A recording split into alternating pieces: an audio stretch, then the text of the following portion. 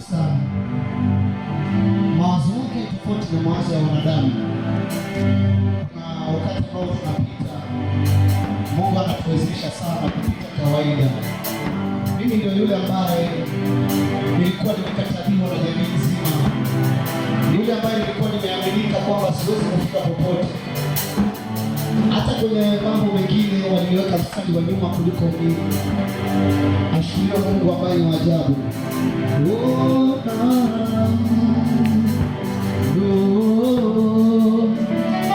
Katikati ya watu waliohesabiwa kufa, nilikuwepo na mimi. Katikati ya watu wanaohesabiwa kufa, nilikuwepo na mimi. Katikati ya watu wanaohesabiwa kufa, nilikuwepo na mimi.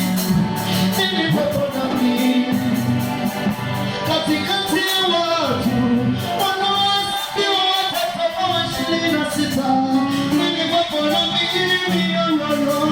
Nilikuwepo na mimi. Wakawa kujua kama maswali yanaweza kunitimia.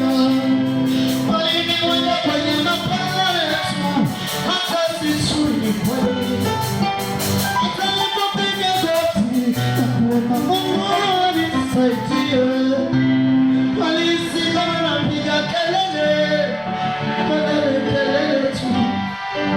Walinikatia tamaa kwa hali walioniona nayo, wakajua na mwisho wangu.